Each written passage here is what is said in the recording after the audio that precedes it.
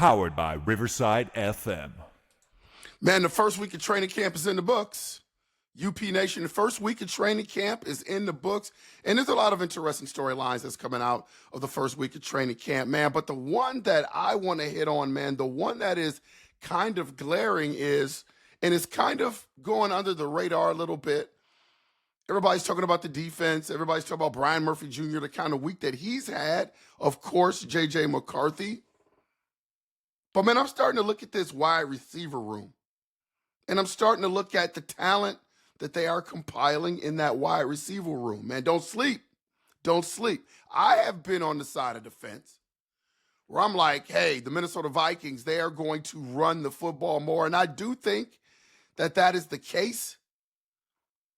But in my opinion, early on, I was thinking, hey, the Minnesota Vikings are really going to run it heavy.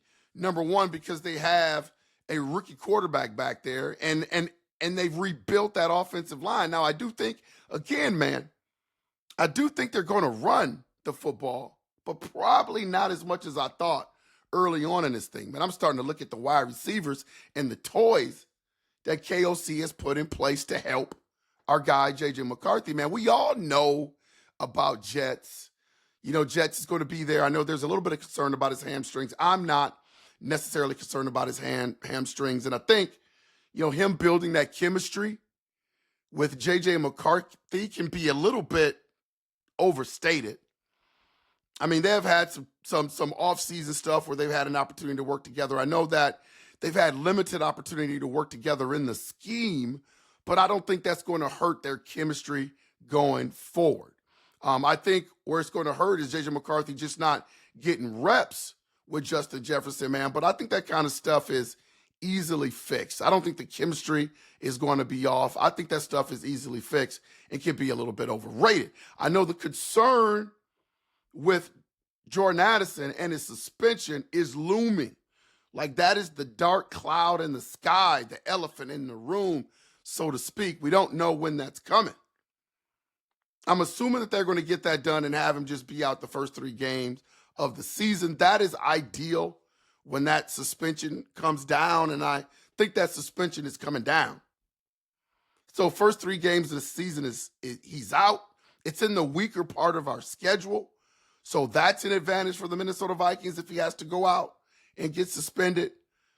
Man, but I hope it's the first 3 games of the season, and that's when I think it's going to come, man. If they wait to the middle of the season, or if they wait to the end of the season, man, that's a buzzkill for the Minnesota Vikings. So, you know, I think, I don't know how much power the Minnesota Vikings have in this thing.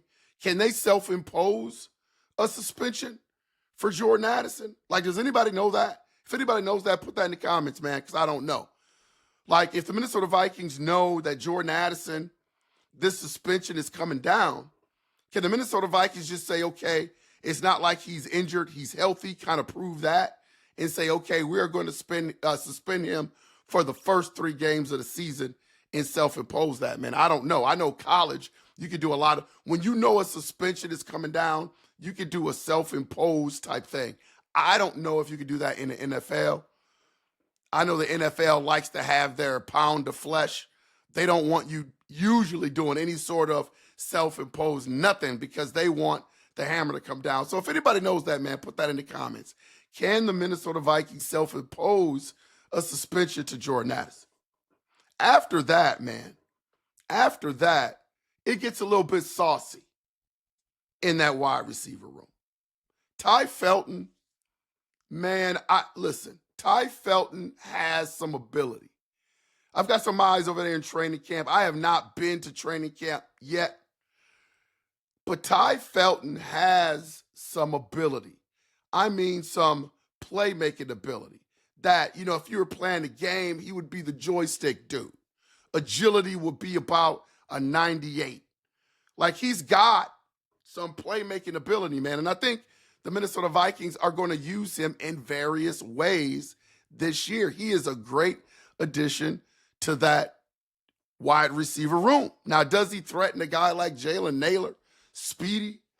I don't think he threatens him right away because I think KOC loves the fact that Jalen Naylor understands the playbook, been in the scheme. KLC and the fellas, they know that suspension is coming from Jordan Addison. I don't think from training camp to the first 3 games of the season that Felton is going to threaten Naylor. Now, we all know, here's the deal. We all know that Naylor has the dropsies at times. I mean, we could put a compilation of highlights where a beautiful pass was thrown to Jalen Naylor and he drops it. So I think there's going to be a little bit of that in terms of how Naylor progresses throughout the season. Does he have reliable hands? Is he that reliable receiver? Ty Felton, his reputation is that he drops a few as well. Both of these guys, after practices, have been seen on the jugs machine, catching balls. You know, when you start seeing receivers doing work on that jugs machine, you know that they're worried about their hands. And they're getting reps after reps after reps after reps after reps. So I think those two guys understand the battle at that wide receiver 3 spot, and they're putting in the work. Now, here's another name I'm going to bring up who I am rooting for. UP Nation, Skull Nation, Purple Gang. What about Rondale Moore, man? What do people think about Rondale Moore, man? He's a veteran slot guy. He's got that gadget potential. And here's the deal, man. Can Kevin, because listen, he's been dead for a long time in the NFL, battling a lot of injuries, always having that potential. Everybody talks about potential and ceiling when it comes to Rondale Moore. Can KLC revive him? If KLC revives him in this offense, I think he's a better playmaker than Jalen Naylor. And I'm just talking playmaking skills. And then you have a guy like Ty Felton possibly behind him being able to make plays. I think Jalen Naylor's going to get a push because this is a contract season for him. I don't see the Minnesota Vikings keeping him or re-signing him. I think for the money that he's going to want, I don't think he's worth that, especially when you got a guy like Rondale Moore, if he's healthy, Jalen Naylor. I just don't, not Jalen Naylor, but Ty Felton. I don't see them keeping Jalen Naylor next year. So this is it for Jalen Naylor. And I think he's going to get the push over some of these guys, man. But don't sleep on Rondale Moore. And then you got Silas Bowden from Texas. He's not a scrub. He's not a scrub. I mean, this guy can play.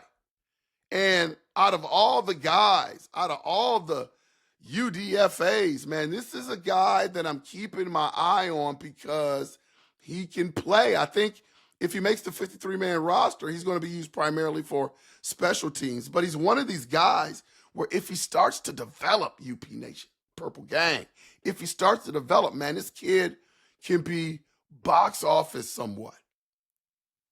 This room, this wide receiver room is deep, man.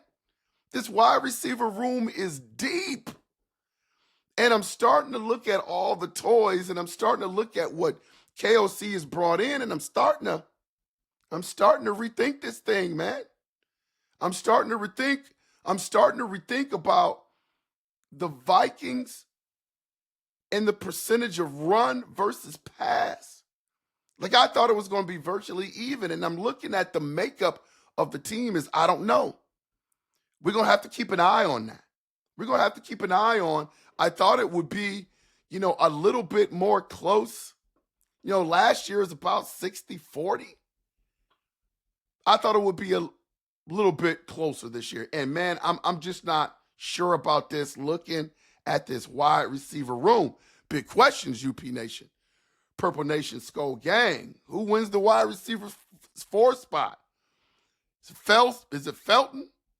Moore? Silas Bowden? Who?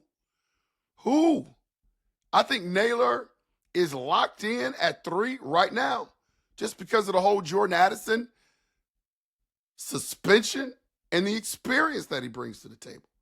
Will they keep 6 or 7 wide receivers? I don't know. Put your thoughts in the comment, man. Could Moore be a surprise cut? I don't think he's a cut if he's healthy.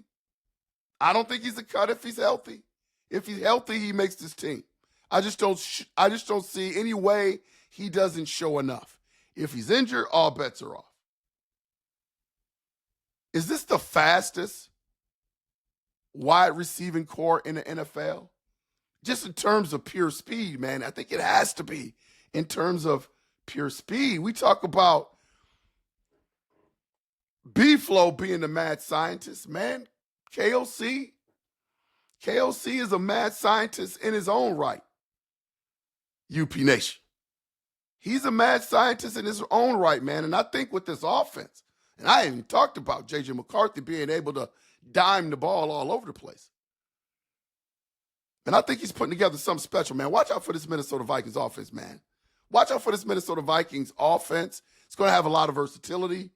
I think the play-action pass is going to be huge in this offense, man. It's going to be huge. Put your thoughts in the comments, man. Who do you think makes the 53 in the wide receiver room? Who do you like? Who do you don't like?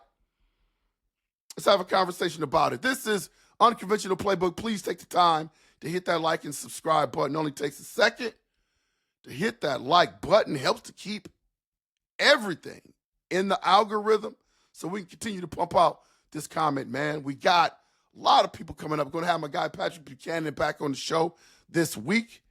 We're going to have a special guest, a former Minnesota Viking great, may be joining UP Nation. I'm working on that. Lots of things this week, man. Can't wait to continue talking to you about second week of training camp, man. I think second week of training camp is going to be fire. Can't wait to see the information that continues to come out of Vikings training camp. Again, man, this is Unconventional Playbook. We will make sure to see you when we see you. Skol!